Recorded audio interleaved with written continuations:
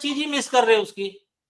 हाँ, अरे वो मैटर में एक चीफ जस्टिस के बेंच ने बोला ही, इसको हम लार्जर बेंच कंस्टिट्यूट करेंगे, उसके बाद नहीं नहीं, मैं ये कह रहा हूं, if they will do, if honourable court will issue a notice to you, it will be considered as the content of natural justice.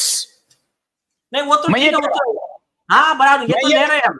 हाँ नहीं, लेकिन उसमें जो if you will receive the notice, contempt notice, आपको यही put करना चाहिए कि ये नेचुरल जस्टिस के खिलाफ जो है कंटेम्प्ट है। जब मेरा एफिडेविट ऑन रिकॉर्ड है, एलिगेशंस ऑन रिकॉर्ड है, उसकी सुनवाई आप नहीं कर रहे हैं और मुझे कंटेम्प्ट की नोटिस दे रहे हैं। On which ground? अब मैं कहीं नहीं बोलूं, 2 साल तक मैं चुप रहूं? नहीं, हम तो उससे आगे का कर रहे हैं। हाँ बताइए। हम क्या उसी कोर्ट में अर्जी लगा रहे हैं, ये आपका आदेश, ये सुप्रीम कोर्ट के कॉन्स्टिट्यूशन बेंच के आदेश के खिलाफ है। आपने मेरे फंडामेंटल जो नोटिस दिया मुझे, मेरे फंडामेंटल राइट का वायलेशन किया, इसमें मेरा डिफामेशन हुआ, तो हाईकोर्ट मुझे कॉम्पेंसेट करे, ये हम पिटीशन लगा रहे हैं। और उसके बाद में हम एक इसमें अलग से, अभी बोलता नहीं हूं मैं, बाद में और अलग से सुप्रीम कोर्ट में अलग पिटीशन लगाएंगे कि आपके आदेश को नहीं मानते हैं लोग, उनके ऊपर आप क्या एक्शन लेंगे, अभी आप वो बताओ। देखिए साहब, मैं तो लॉ का स्टूडेंट नहीं हूं, लेकिन मैं नेचुरल जस्टिस और एक जो प्रूडेंस है मुझे लगता है कि वो मिसिंग हो रहा है। अगर आपको नोटिस आता है, क्योंकि आपका affidavit of allegation already submitted है, उस पर कोई सुनवाई नहीं है, तो आप हमको नोटिस देने का अधिकार ही नहीं है। हाँ, और बस आपने सही बोला, एकदम सही बोला आपने। आप नोटिस नहीं दे सकते हैं, आप 5 जज कॉन्स्टिट्यूट नहीं कर सकते हैं। No, I am going 1 step further. You cannot constitute 5 judge bench on this issue.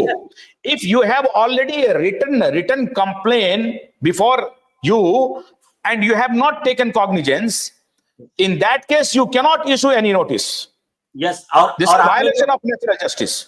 और आपने जो बोला है, इस पॉइंट पे केस लॉ भी है। हाँ बोलते, बताइए। अब मैं तो स्टूडेंट नहीं हूँ, बताइए, मैंने आपको पॉइंट दिया है। हाँ नहीं, उस पर एक केस लॉ भी है। उसने क्या कहा कोर्ट ने, ऐसा एक डिफामेशन का इशू प्रोसेस हुआ था, नोटिस इशू, समझ इशू हुआ। वो आदमी जब गया तो कोर्ट ने बोला, भाई नीचे के जज को फटकार लगाया कि जब उसमें वो विषय लिखा हुआ है कि ये मैटर से रिलेटेड एक लीगल प्रोसीडिंग पेंडिंग है, तो तुम्हारा जिम्मेदारी नहीं है वेरीफाई करना कि वो प्रोसीडिंग में क्या हुआ है। तो बोले तुम्हारा इशू प्रोसेस का समझ का ऑर्डर इलीगल है, वो क्रैश किया। तो ये जो है ना, वो उनका जिम्मेदारी था। और तुम्हारे पास में एफिडेविट, आप वेरीफाई करके लिखो ना, आप हमारा झूठा है करके। अब तो चाह रहे हैं आप लिखो और हमारे खिलाफ में परजुरी का प्रोसीडिंग स्टार्ट करो, तो एक्चुअली हम एविडेंस दे पाएंगे फिर उसमें। ऐसा नहीं, मेरा दो ही सवाल है ऑनरेबल कोर्ट से, और with all respectfully I am just asking this question, that constitution of 5 जज बेंच इटसेल्फ क्वेश्चनेबल, वो उसके गठन का आधार क्या है ऑन दिस पर्टिकुलर इशू? क्योंकि अगर आपके पास एफिडेविट ऑफ एलिगेशंस नहीं रहते 2 साल से पड़े हुए, तब आप कॉन्स्टिट्यूट कर सकते थे बेंच, और आप नोटिस भी भेज सकते थे कि आपका आधार क्या है, आप जो बोल रहे हैं मीडिया में जाकर के। लेकिन जब एलिगेशन लिखा हुआ है भाई आपके पास, तो आपको पहले उसका संज्ञान लेना है और फिर आगे बढ़ना है। क्या इस कॉन्स्टिट्यूशन बेंच के गठन के पहले, क्या जिस जज विशेष के खिलाफ आरोप किया गया है, क्या इस बिंदु पर इन 5 जजों ने कोई संज्ञान लिया?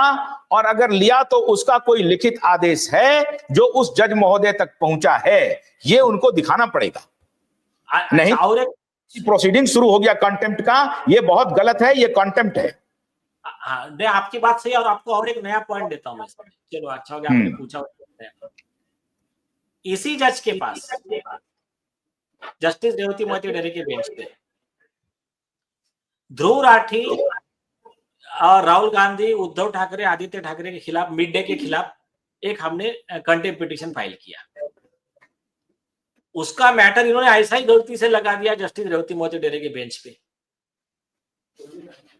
उसमें हमने रेक्यूजल एप्लीकेशन लगाया, उसमें ये सब लिखा कि आपके खिलाफ ये कंटेम्प्ट का हमारा पेंडिंग है, आपके खिलाफ हमारा ये पेंडिंग है, उनके खिलाफ और ये जस्टिस रेवती मोहिते डेरे के खिलाफ में 2 कंटेम्प्ट फाइल किए थे सुप्रीम कोर्ट में, वो पेंडिंग है, ये रीट पिटीशन पेंडिंग है, और आपकी बहन है वो ये है, इसलिए हमारा आपके ऊपर मतलब यहाँ पर जो है आपके कोर्ट में फेयर न्याय मिलने का हमको डाउट है, इसके लिए आप इस केस से रेक्यूज करो।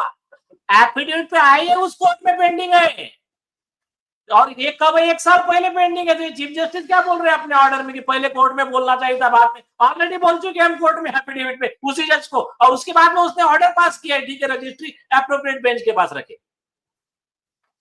मैं तभी तो कह रहा हूं कि अगर चीफ जस्टिस ये कह रहे हैं, वहां कोई गुडी गुडी खेल नहीं हो रहा है साहब, वहां जस्टिस की पर चर्चा हो रही है, न्याय पर चर्चा हो रही है, पद्धति पर चर्चा हो रही है कि हम बन गए, मेरे दोस्त हैं, ऐसा आपने बाहर बोल दिया, ठीक नहीं था, इनको जरा ख्याल रखना था। नहीं नहीं नहीं नहीं भाई, रूल ऑफ लॉ से देश चलेगा, और रूल ऑफ लॉ ये कहता है कि हमने आपके पास रिटन एफिडेविट दिया हुआ है एलिगेशन का, आपने उसका संज्ञान नहीं लिया, पहले आप उसका संज्ञान लीजिए, फिर आप नोटिस लीजिए, और फिर आप कॉन्स्टिट्यूशन बेंच बनाइए और 5 बेंच बनाइए। उसके पहले जो कोई भी प्रक्रिया आप कर रहे हैं वो अवैधानिक है।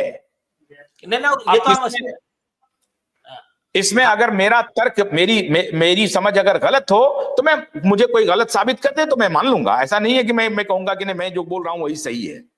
मुझे ऐसा लगता है कि ये होना चाहिए, क्योंकि जस्टिस जो है वो खाली किताब में लिखा हुआ कानून नहीं है, जस्टिस एक फिलॉसफी है, एक दर्शन है, और वो है प्राकृतिक दर्शन, नेचुरल जस्टिस। और नेचुरल जस्टिस क्या हो रहा है अदालतों में, इसकी मैं बकिया उधेड़ दूंगा।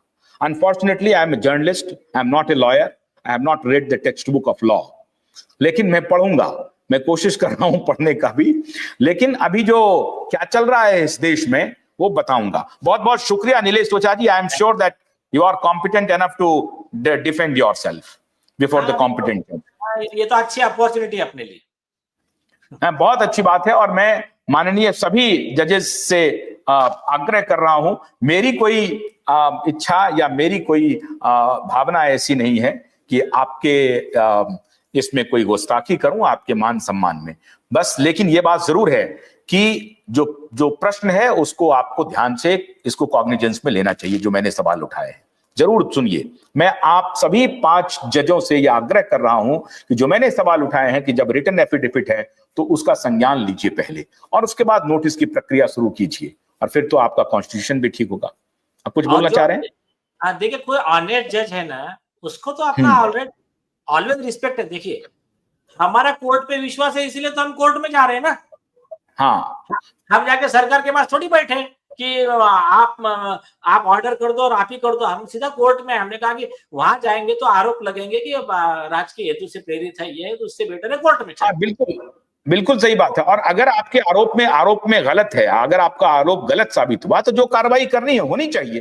हाँ, तो और दूसरी चीज बिल्कुल होनी चाहिए, दूसरी चीज, हमारा जो सारा झगड़ा है, जो करप्ट जजेस है, जिसको बोलते हैं इंटेलेक्चुअली डिसऑनेस्ट जजेस, मतलब हाँ, एक बहुत इंपॉर्टेंट पॉइंट बताता हूं मैं आपको कि फॉर एग्जांपल, अगर मुझे इंटेलेक्चुअली तो छोड़िए साहब, इंटेलेक्चुअली में तो थोड़ा सा वो घूम भी सकते हैं आप, थोड़ा इधर उधर भी जा सकते हैं। अरे 15 करोड़ रुपया घर में पकड़ा गया, कमाल बात कर रहे हैं आप, कहाँ इंटेलेक्चुअली में जा रहे हैं? 15 करोड़ रुपया पकड़ा गया, सब लोग बैठ करके ट्रांसफर कर देते हैं, अच्छा इसको दबा दो, उसको कर दो।